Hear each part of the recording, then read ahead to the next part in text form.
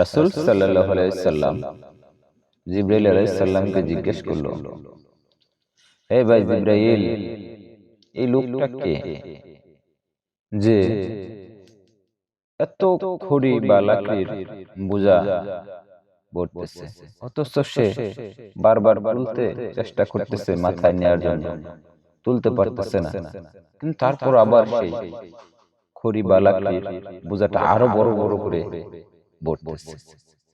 ভাই জিবরাইল, এর অর্থটা আমাকে যদি বলতে। তখন জিবরাইল আলাইহিস সালাম উত্তরে দিলেন, এই হলো আপনার উম্মত।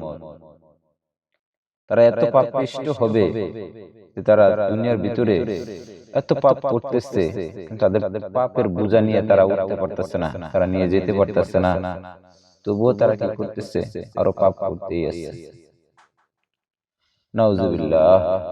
আল্লাহ পাক আমাদের সকলকে হেফাজত করুক এবং সকল ধরনের পাপ কাজ থেকে আমাদের হেফাজত করুন, আমিন। এরকম সুন্দর সুন্দর গল্প পেতে হলে অবশ্যই আমাকে একটা লাইক, একটা কমেন্ট, একটা শেয়ার দিবেন আশা করি। আসসালামু আলাইকুম ওয়া রাহমাতুল্লাহি ওয়া বারাকাতুহু।